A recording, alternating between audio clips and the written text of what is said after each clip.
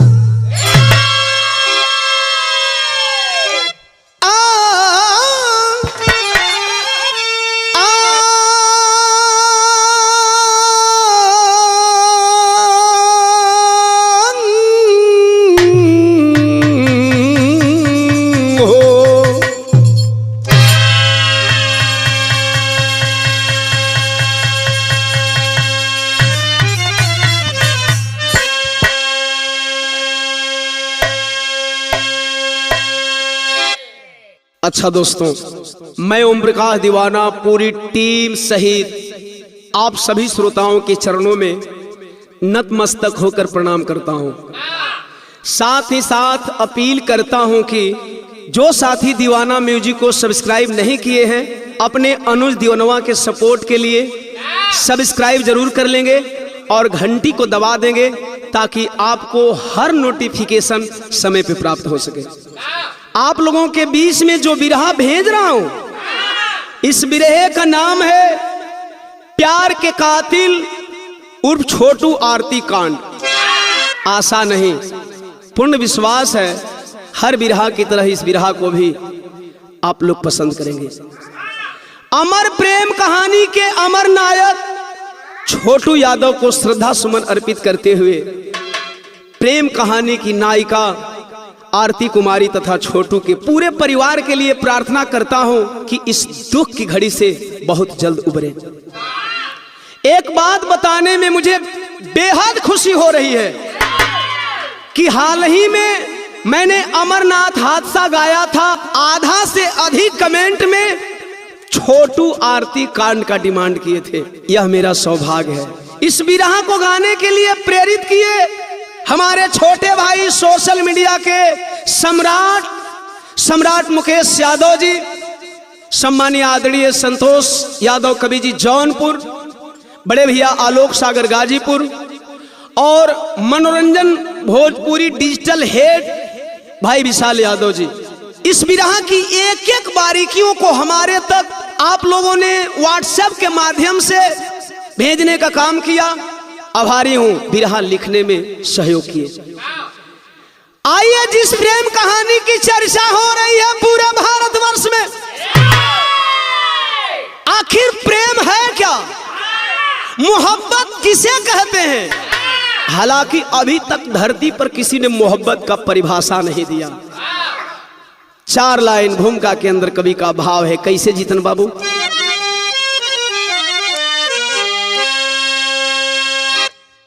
कि प्यार पूजा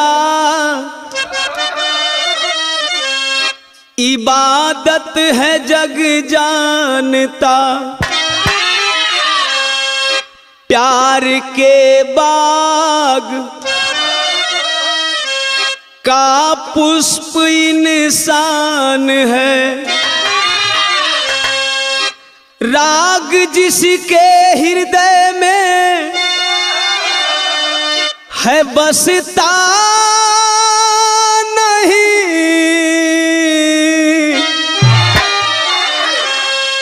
जन्म मानो का लेकर भी हैवान है, मौज भी प्यार में, दर्द भी प्यार में, प्यार में फूल खिले, प्यार में सुल मिले, प्यार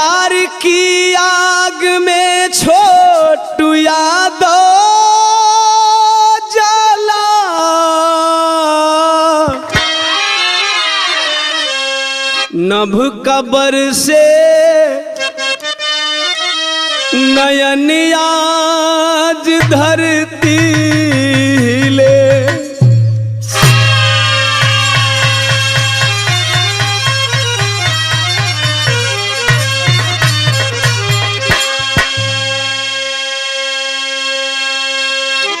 आप लोगन के पता बा हर बिरहा में हम नई कव्वाली या तो नई गजल गाइला।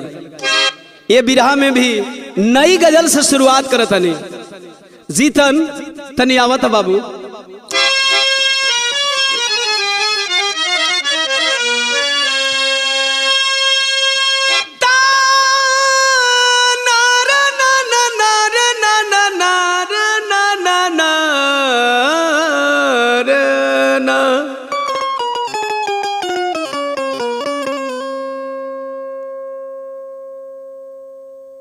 प्यार में हारा आशिक,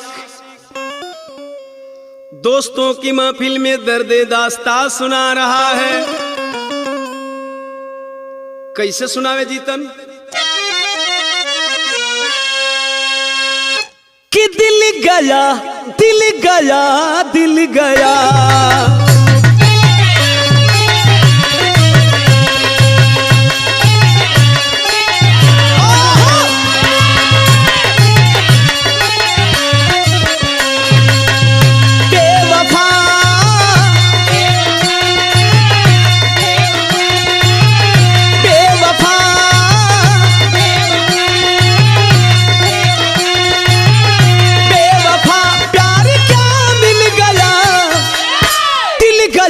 दिल गया दिल गया।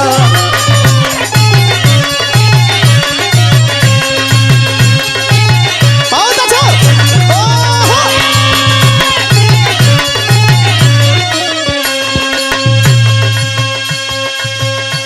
कवि जी लिखा था मंदिरा हवा में, 2 लाइन के ऊपर आप लोगों का तवज्जो चाहेंगे। लुट गया लुट गया लुट गया,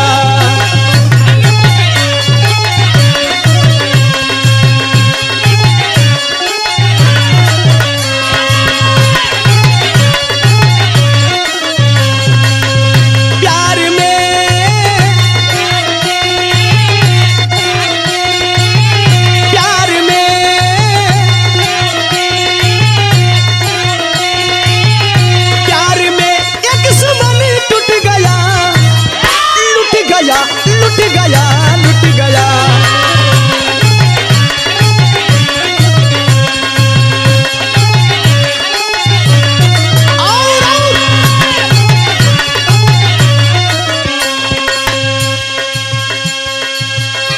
एजे से बिरहा का कहानी चालू होता। कहानी कहाँ का बा, केकर बा, हालांकि वायरल चीज बा, फिर भी हम अपनी बिरहा के माध्यम से कहानी का एक एक बारीकी आप लोगन के बताई। राधा किशन के प्रेम का जहां प्रसंग होता था, वहीं पे प्रेम मिट गया जहां सत्संग होता था। बिहार राज्य के अंदर जिला मशहूर अररिया, ग्राम बढ़वा का रानीगंज, थाना की है खबरिया। जहां के धीरेन्द्र यादव, नागरी देवी गुजरिया, बेटा रविकांत विष्णुकांत, आरती छोटी दुलरिया। रूबी आरती की भाभी है, पवन आरती का जीजा है। प्यार में प्यार मिट गया, मोहब्बत का नतीजा है।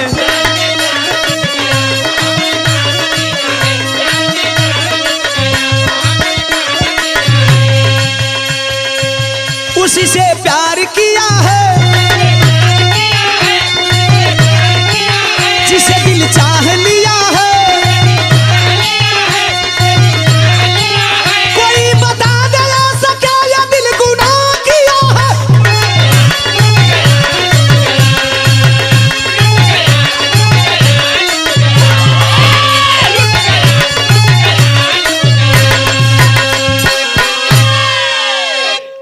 बाबू बिरहा का बात तनी डिटेल में समझ ली।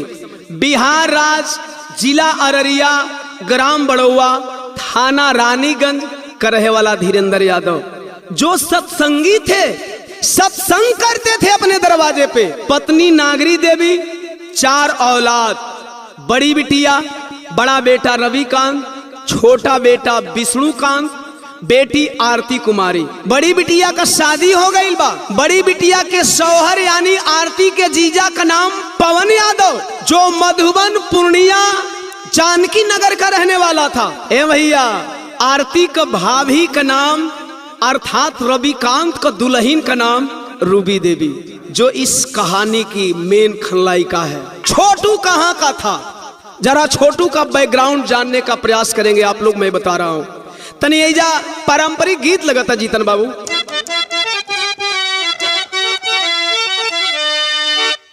कि गौआ रहरिया के अरे बाबू में सयाद, छोटू जिनकर छोटा का दुलार,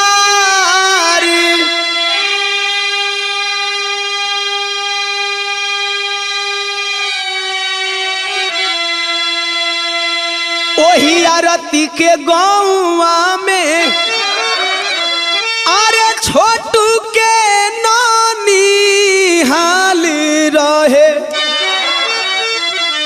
आ बगले में रहे घर बारी।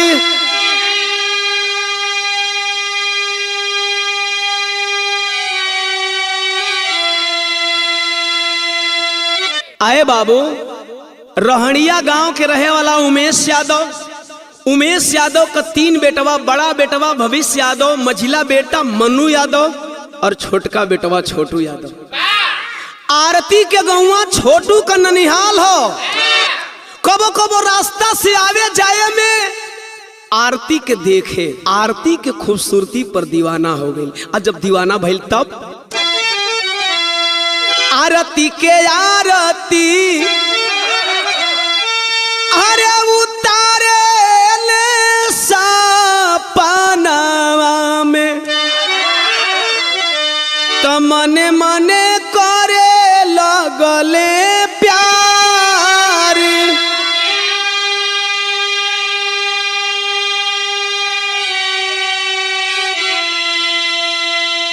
एक तरफा प्यार बढ़ गया, वन साइड।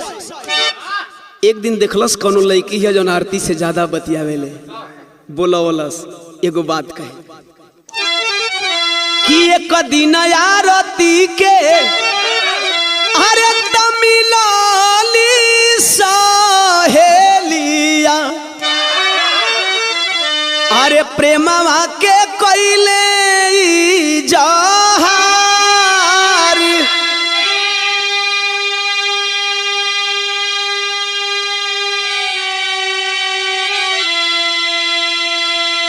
छोटू यादव बोला, जाना कहे देना, आरती से मैं मोहब्बत करता हूँ, वो हमसे बात करेगी। सहेली कहलस ठीक है मैं कह दूंगी। पहुंचल आरती के यहाँ, ए आरती छोटू तुमसे बात कर चाहता। आरती क्या जवाब देती है, जैसन भाव वैसन गीत लगा था उपेंद्र भैया।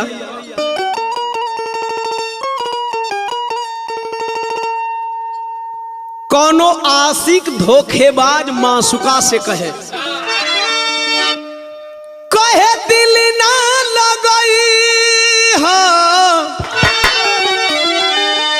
अरे फेर जानी आई हा।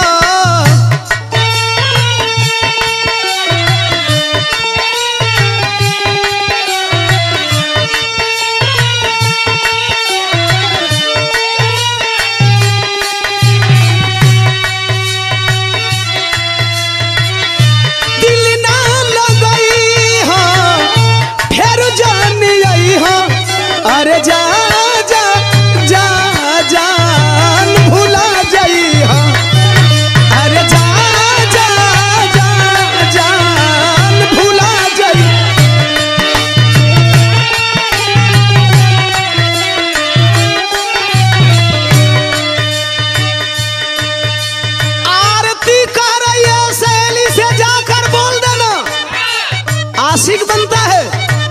कहलस का बोलब तब बतावे आरती।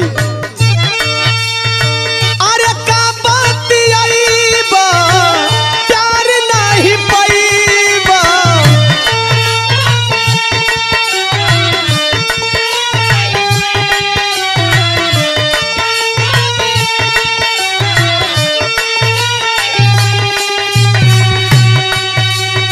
अरे का बतियाईबा प्यार नहीं पाईबा, अरे जूता जूता ये बाबू पिटा जाइबा, अरे जूता जूता ये बाबू पिटा हो।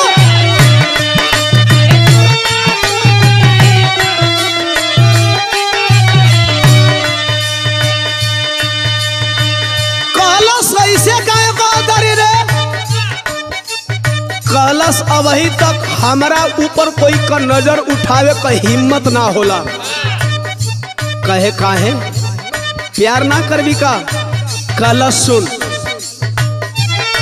ना कवनो लइकन से सुन प्यार करी ले हम,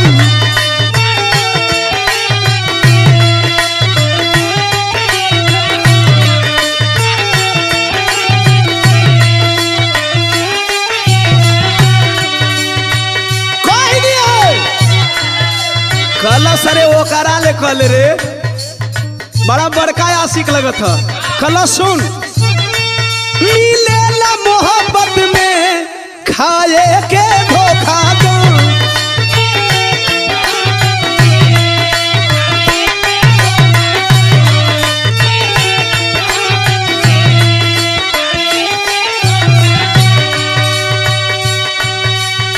जाके कह दिया छोटू से। कहलस का कह सुन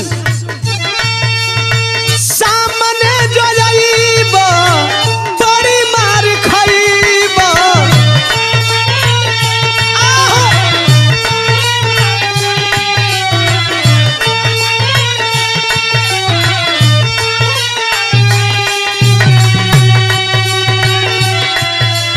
अरे सामने जो जाइबा अरे बड़ी मार खाइबा, अरे जूता जूता ये बाबू पिटा जाइबा।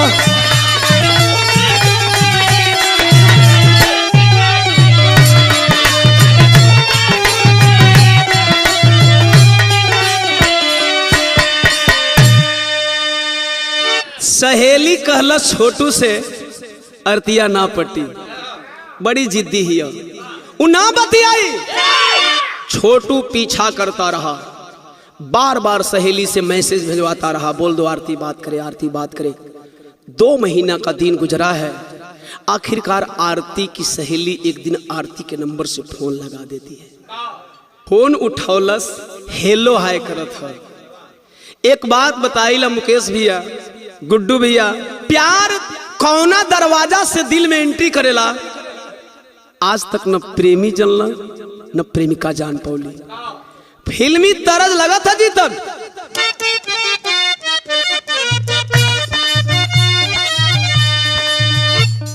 कि हाल क्या है दिलों का न पूछो सनम, अरे हाल क्या है दिलों का न पूछो सनम, आपका मुस्कुराना गजब ढा गया, आपका मुस्कुराना गजब ढा गया।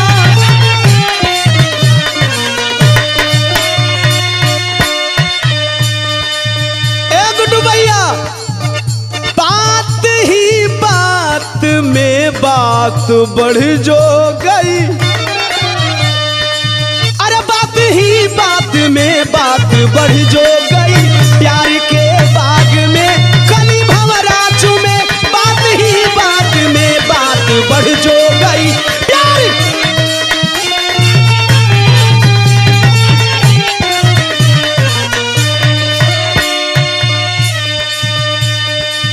का कोई परिभाषा लिखी हो मोहब्बत का। एक लाइन,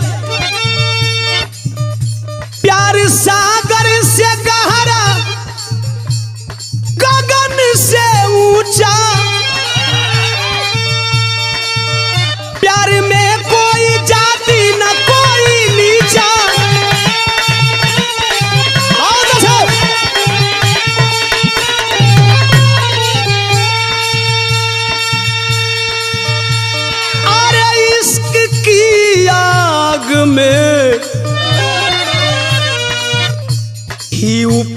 जो गई, लागल घी का छौका, अरे इसकी की आग में घी पर जो गई, प्यार के बाग में कली भंवरा चुमे।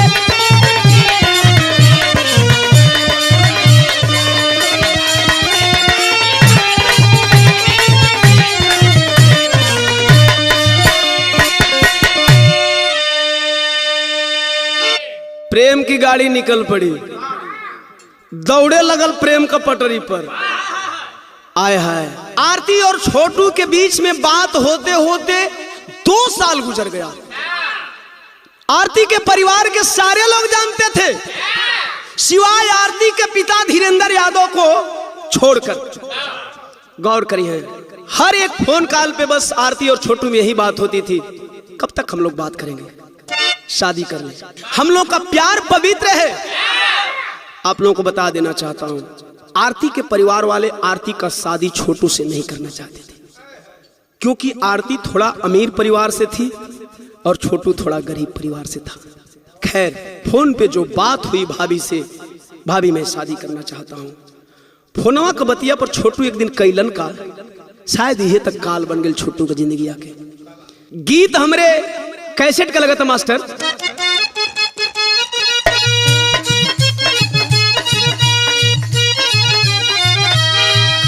शिल्पी राज का सवाल हमार जवाब बा। कहली पूछली गलतिया तो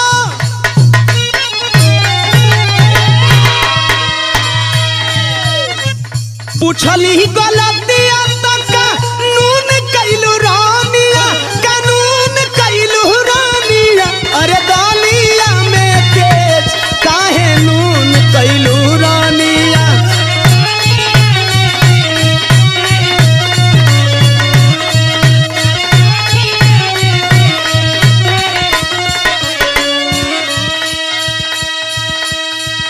पिरावा में कभी जी बतावत मन का भइल जीतन,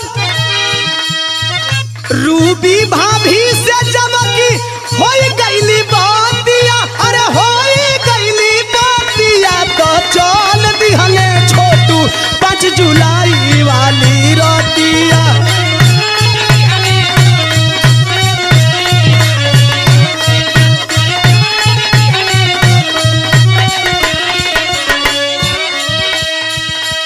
छोटू के पिता उमेश यादव के दिए गए बयान के मुताबिक छोटू अपने ननिहाल अर्थात आरती के घर के लिए रात 8 बजे को निकल चुका था। आरती के घर कब आया ये तो छोटू ही बता सकता है, लेकिन छोटू इस दुनिया में नहीं है। आरती के बयान के मुताबिक आरती ने छोटू को कब देखा जीतन? आरती के नींद टूटल 2 बजे, खिड़की से छोटू ऊपर पड़ल बा नजरिया हो, कांपे लागल भय से शरीरिया हो।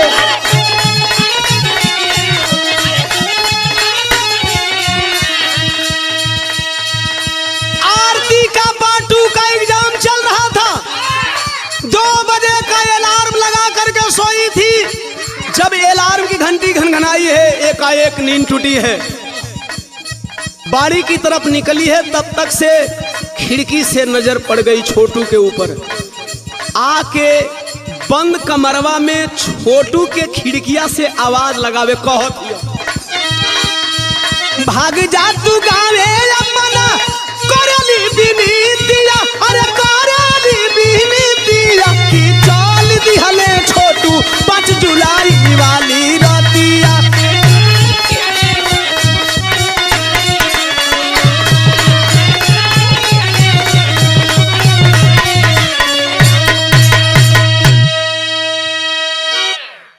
छोटू बोला नहीं जाऊंगा, शादी के नाम पे आया हूं, शादी की बात क्लियर करके जाऊंगा। ऐसा थोड़ी ना कि लोग हमको जान से मार देंगे।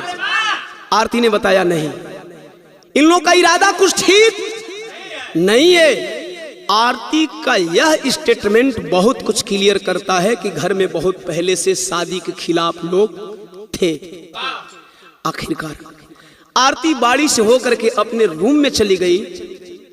रूम में जो ही जा करके अपने बेड पे सोती है, कुछ पल के बाद जितने लोग मारने का प्लान बनाए थे, मास्टरमाइंड रूबी देवी सहित, उस घर में एंट्री मारे हैं, जिस घर में लोगों ने छोटू को बंद कर रखा था। हुआ क्या मास्टर? तनिका जितन भाव बदला था।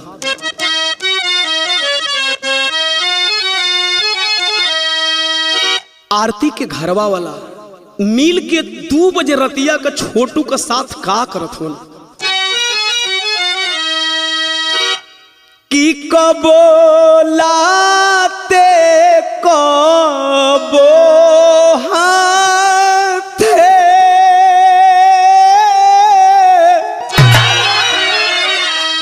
कबो लाते कबो हाथे, कबो डंडा से मारे निरदैया नोह कबारे।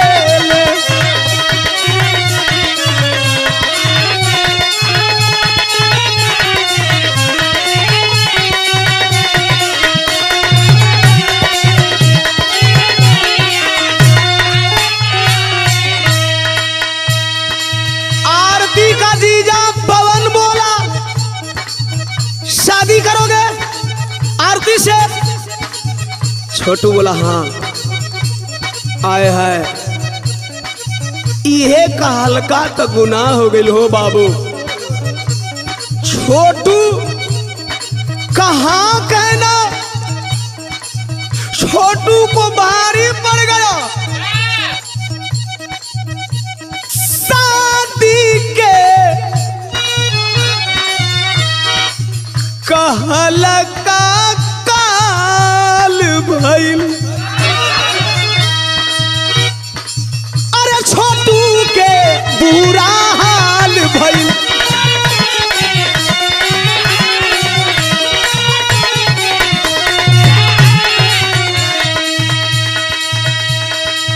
अरे राधा के कन्हैया के पपिया,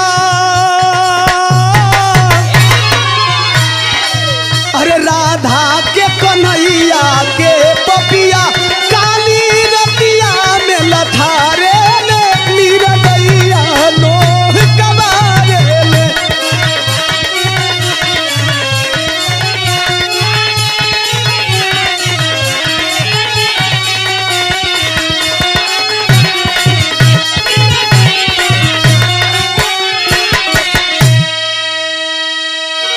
आए है बाबू, 7 लोग मिल करके उस छोटू को मारने लगे। बंद कमरे में असहाय चीख रहा था, चिल्ला रहा था। कभी जीतन का जब भाव परिवर्तन करत हुआ जीतन बाबू, चीखती तकार से करे जावा दहली गईल, मामा से आरती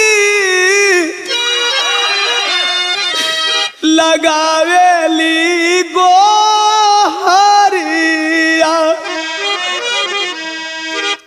छोटू के मामा जब बचावे खातिर नहीं आइले, छोटू के पापा के दिहाली फोन पे खबरिया।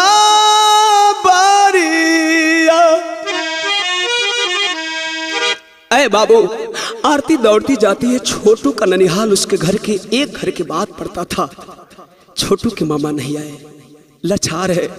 छोटू चीख रहा है, चिल्ला रहा है। फोन लगाती है छोटू के पापा को। उमेश यादव बोले बेटा चिंता मत कर, मैं आ रहा हूं। लेकिन तब तक से घर वाले समझ गए कि आरती किसी न किसी को बुला लेगी। आरती के साथ क्या किए, तवले आरती के मारी पीटी, वही घरावा में बंद कैले, तनिको न दाया कैले।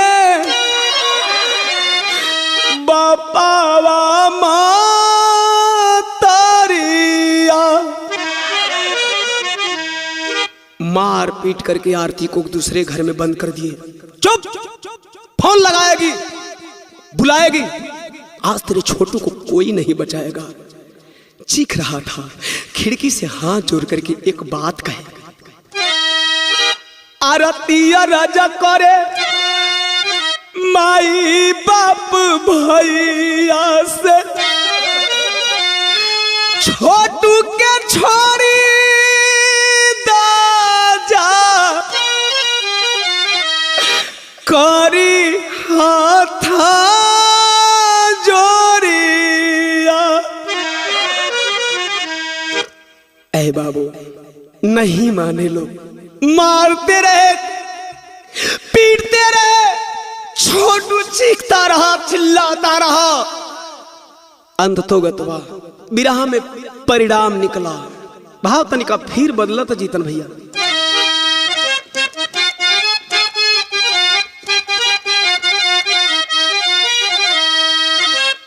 मजबूर छोटू बचने की उपाय कर रहा है। कहा था, हाथ जोड़ी पारी ले चरनिया हो ना, पावन बाटे हमारी प्रेम के कहानिया हो।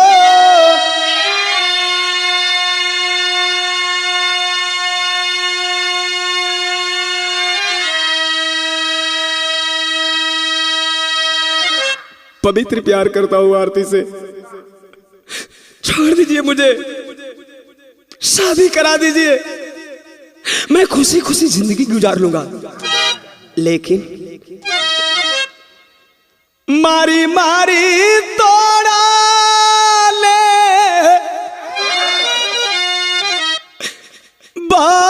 बादनिया हो ना, तब पानी बिना सूखे छोटू के जुबानिया हो।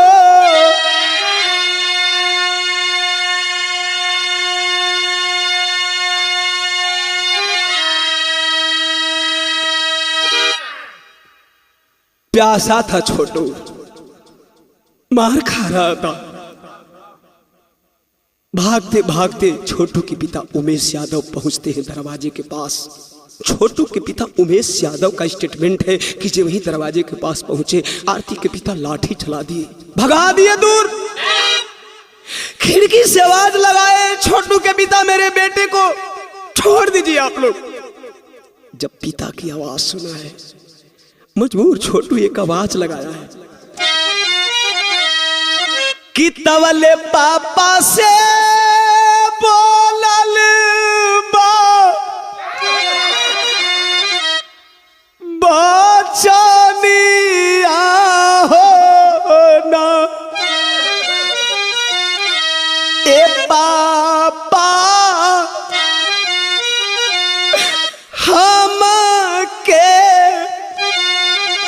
पियाई दे पानिया हो ना।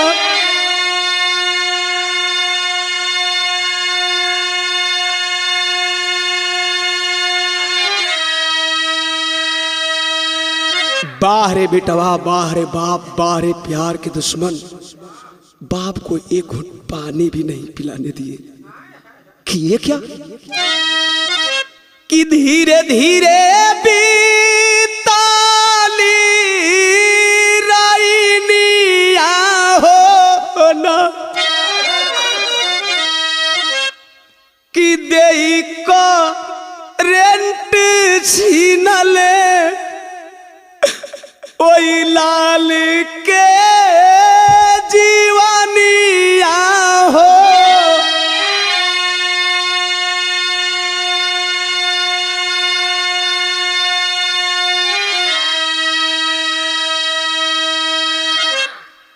आखिरकार करंट दे करके मार डाले प्यार के सच्चे नायक को। कवि की लेखनी बड़ी दर्द में एक बात लिखने को मजबूर हो गई। टेरी में भाव है,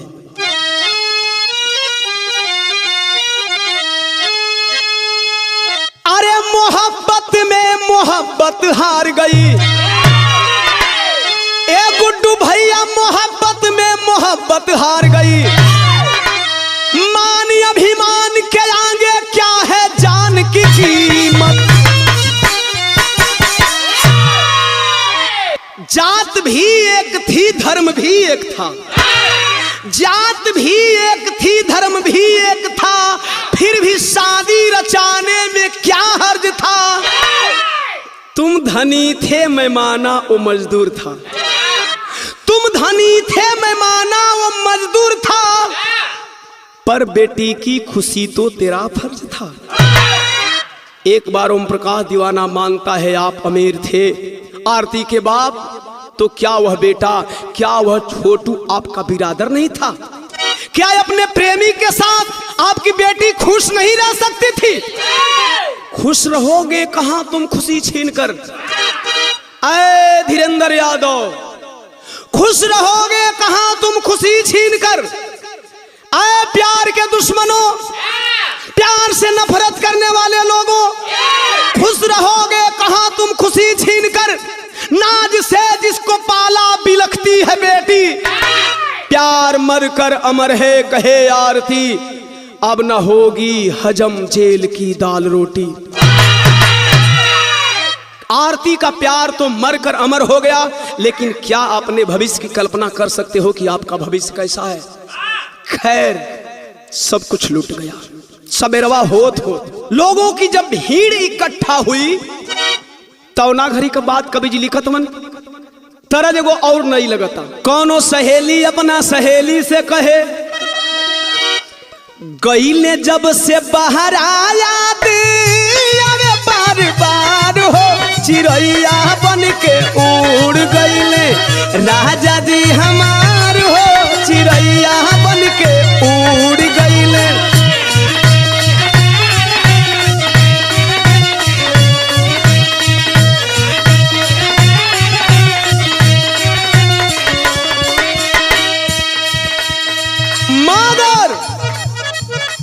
छोटू को बाबू और आरती मिलके कैलन का, गई ने अस्पताल लेके दिलवा में आस हो, बतावे डॉक्टर साहब नहीं खे छोटू के सांस हो, बतावे डॉक्टर साहब नहीं खे।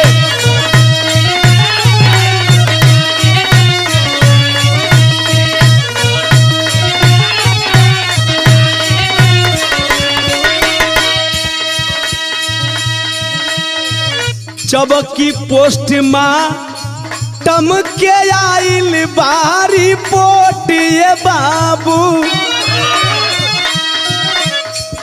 बिजली के साथे लागल गहरी चोटिए बाबू।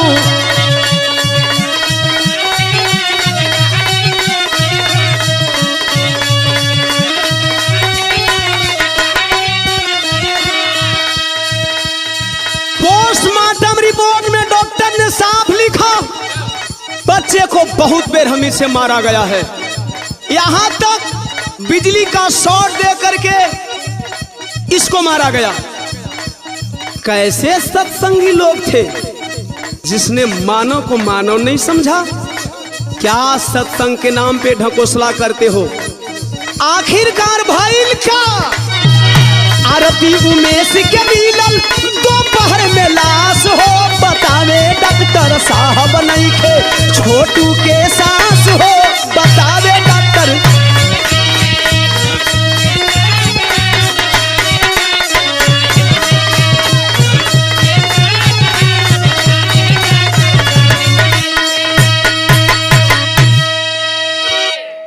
सब कुछ लूट गया आरती का।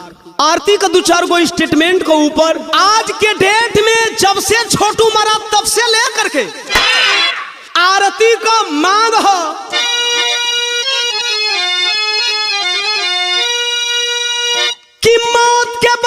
मौत मुआवजा राशि चाहे फांसी हो, अब बोली आरती सब कर होखे तलाशी चाहे फांसी हो।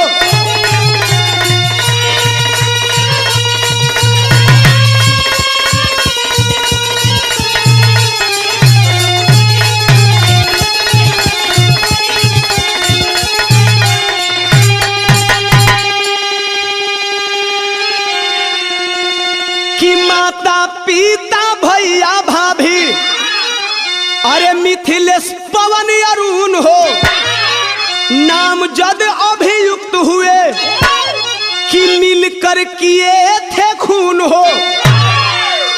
अरे तो गिरफ्तार पापा भैया विश्वासी चाहे फांसी हो,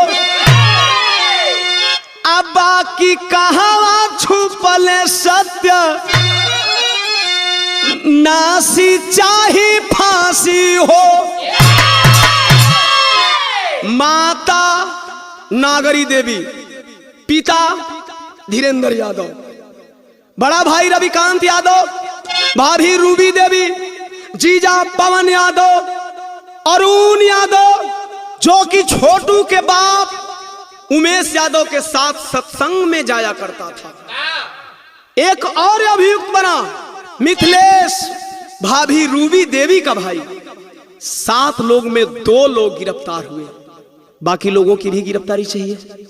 एक बात आना चाहता हूं इन मीडिया वाले भाइयों के लिए, जो ईमानदार हैं उनको ओम प्रकाश दीवाना कोट कोट नमन करता है, जो आप सच्चाई से लोगों के बीच में सच्चाई प्रस्तुत करते हैं।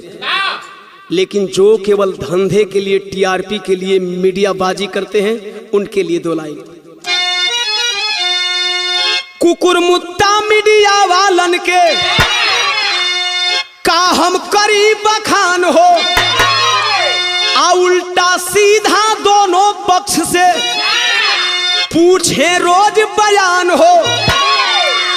अरे शब्द से काटे जैसे काटे गड़ासी चाहे फांसी हो, आ कबो बनावे रानी कबो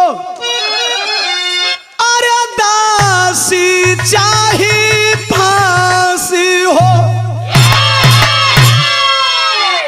यूट्यूब जब से आया है तब से चैनल वालों ने नाकों में दम कर रखी है। घरे घरे न्यूज चैनल पैदा हो गई बा, जिनको खुद था थी काकी का पता नहीं है, वो अभी माइक लगा दे रहे। हेलो, कुछ बताएंगे, आपका नाम क्या है? कुछ बेशरम मीडिया वाले तो ये लिखते हुए नजर आए कि आरती और छोटू गंदा काम करते हुए पकड़े गए। बेवकूफ, कहां से शिक्षा लेकर के आए हो? गंदा काम? अगर तुम्हें लिखना है, दर्शाना है, तो साहित्य की जानकारी रखो, इसके बाद मीडियाबाजी करो, इसके बाद तुम कलर न्यूज चैनल चलाओ। अगर एक बार मान भी लिया जाए कि छोटू और आरती गलत तरीके से पकड़े गए थे, तो यदि आप YouTube पे लिखते हो तो लिख सकते हो कि छोटू और आरती आपत्तिजनक स्थिति में पकड़े गए। गंदा काम करते हुए, ये कौन सा सेंटेंस है बे? गली गुच्चे का शब्द इस्तेमाल करते हो और कहते हो कि हम न्यूज चैनल चलाते हैं। ओम प्रकाश दीवाना माफी चाहता है सच्चाई कहने के लिए। सच्चाई कहना हमारी आदत है। मैं बार बार बोलता हूँ, सच कहना बगावत है तो बागी नाम है ना। ईमानदार मीडिया बंधुओं को मैं धन्यवाद देना चाहता हूँ। सभी मीडिया कर्मी साथियों से मैं कहूंगा कि वाकई आप ईमानदारी से न्यूज परोसते हो, तो उस छोटू के लिए और आरती के लिए न्याय की मांग करो, सच्चाई लाओ लोगों के सामने। खैर, अब तनी आल्हा में बिरहवा में 3-4 लाइन दिलवा के चीरे वाला है। कैसे जीतन? आज आरती का जिंदगी कहां से कहां आ गई, किसी ने सहारा नहीं दिया। छोटू के मरने के बाद, धन है छोटू के पिता उमेश यादव जी। ओम प्रकाश दीवाना सैल्यूट करता है आपके जज्बे को। छोटू की प्रेमिका को आपने अपनी बेटी बना लिया। इसके ऊपर कवि जी का भाव है, कि जहां होई ससुराजू अरे भइल नहीं हरवा बाबू कि जे होइते ससुर भइले धर्म के बाप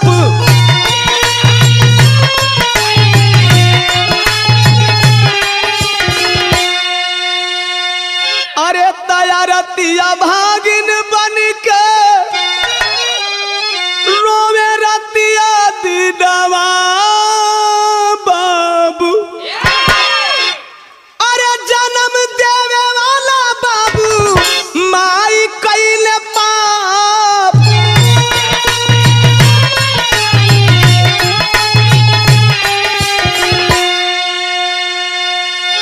एक बार पुनः उस खलनायिका का नाम लेना चाहता हूं जो पूरे घटना का मास्टरमाइंड रही कि योजना बना के घात अरे रूबी भाऊ जाई कैली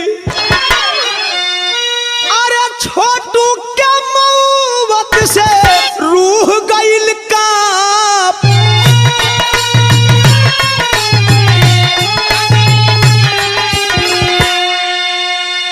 कि आल्हर सुगानावा अरे पिजड़ावा से उड़ी हो गईले अरे माई बाबू भाई दोनों करले बिलाप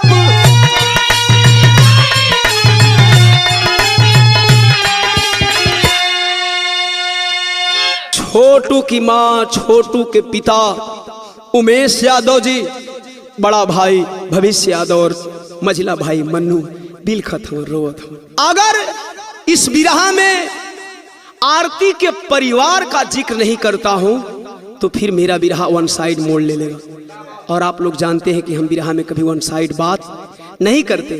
जो आप लोगों ने पहचान दी है उस पहचान के मुताबिक तने विरहवा सदर में करवट लेला जीतन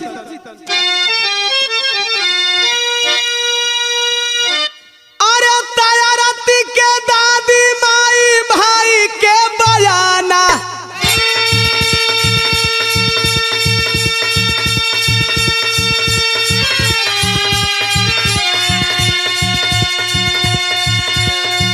अरे बाथरूम में रंगे हाथे गईले पाका आरती के दादी छोटा भाई विष्णुकांत बड़ा भाई रविकांत का स्टेटमेंट है कि दोनों प्रेमी और प्रेमिका रंगे हाथ बाथरूम में पकड़े गए। ओहो, बच्चे नहीं थे कि रंगे हाथ बाथरूम में पकड़े जाएंगे। क्या वे लोग एक बार मान भी लिया जाए कि संबंध बना रहे थे तो बाथरूम का दरवाजा खोल करके संबंध बना रहे थे कि आप लोगों ने रंगे हाथ पकड़ लिया। खैर एक बार और मान लिया जाए कि बाथरूम का दरवाजा खुला हो या न खुला हो संबंध बना रहे थे तो एक बात तो फिर इस स्टेटमेंट को सवाल के कटघरे में खड़ा करता है। कौन सी बात? अरे पवन मिथिले सयारून ते ही छाना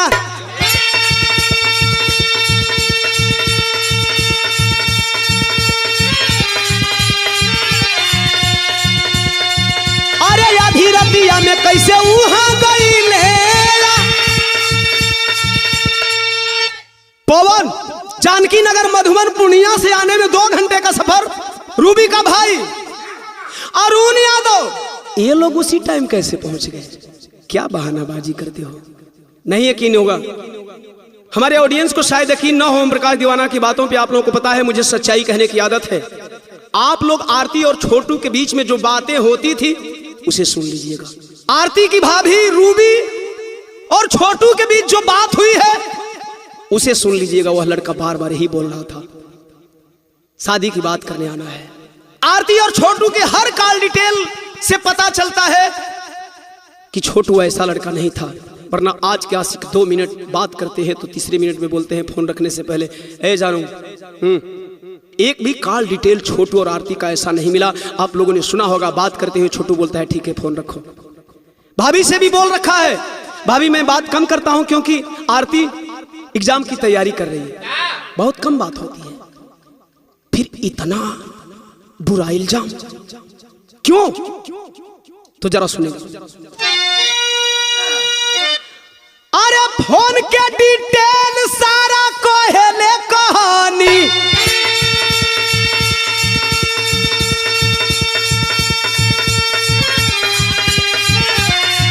अरे छोटू को बुलाए लोग योजना बना, योजना बना करके योजनाबद्ध तरीके से इस घटना को अंजाम देने की तैयारी पहले से बनी हुई थी। जब घिरते हुए नजर आए सभी अपराधी तो अरे बनली गवाह जबायारती बहिनी,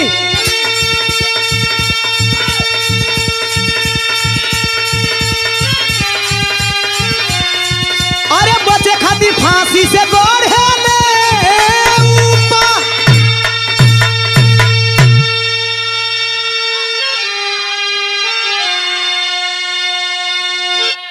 सारी बातें साफ है।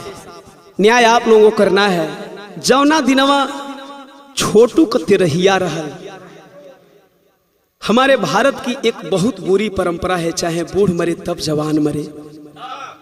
तेरही भोज, तेरही भोज में लोग भोज खाने के लिए जुटे हुए थे। कुछ मीडिया कर्मी हमारे साथी छोटू के पिता उमेश यादव का स्टेटमेंट ले रहे थे। वहां के ग्रामीणों की आवाज आ रही थी कि स्टेटमेंट बाद में, पहले भोज हो जाए। इसके ऊपर ओम प्रकाश दीवाना भारत के लोगों से, हर समाज के लोगों से, हर जाति धर्म के लोगों से इस स्थिति को देखते हुए ओम प्रकाश दीवाना भारत के लोगों की वर्तमान हालात को बताना चाहता है दो कड़ी के माध्यम से। मुकेश भैया, आपके कहने पर मैंने इस बात को बिरहा में लिखा। कौन सी बात है? न्याय नहीं लोगों को ऐसी मौत रोज चाहिए, क्या न्याय मिले या न मिले मृत्यु भोज चाहिए।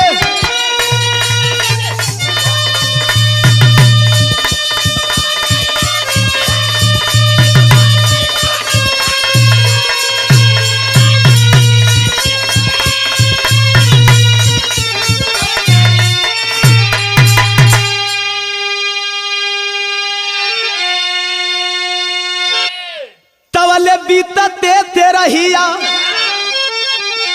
पवन यादव पकड़ैले, 3 गिरफ्तार 4 कहवा लुकैले, 7 को नामजद अभियुक्त बनाया गया था। बाप और भाई पहले गिरफ्तार थे, तेरही के बाद जीजा पवन यादव गिरफ्तार हुआ। तो सवाल ओम प्रकाश दीवाना का है, इस भारत की प्रशासनिक व्यवस्था से पुलिस बल को भी कानून का डोज चाहिए। अक्सर अपराधी खुलेआम घूमते हैं, कहीं न कहीं पुलिस प्रशासन का हाथ होता है। आरती का एगो मैसेज है। तेरही के रोज हमारे सच्चे मीडिया कर्मियों ने अच्छा स्टेटमेंट लेकर के आरती का एक स्टेटमेंट डाला था। आरती ने क्या बोला? फांसी लगवाई तबे मिली तसल्ली, थाना कचहरी चाहे जाए पड़ी दिल्ली, चाहे थाना कचहरी का चक्कर लगाना पड़े, चाहे मोदी जी के यहां जाना पड़े, चाहे नीतीश जी के यहां जाना पड़े, लेकिन मैं दोषियों को फांसी लगवा करके मानूंगी। सैल्यूट करता है ओम प्रकाश दीवाना ऐसी बहादुर बहना के जज्बे को। तो अरे बाकी जो बचे हैं उनकी खोज चाहिए।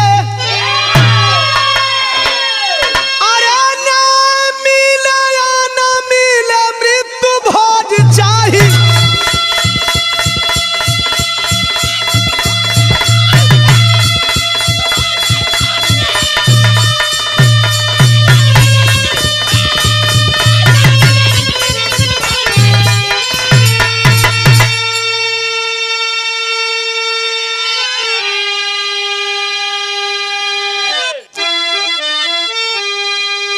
बुध छत्रपति साहू फूले अमर है प्रेम कहानी, बाबा साहब ललई यादव याद रही कुर्बानी।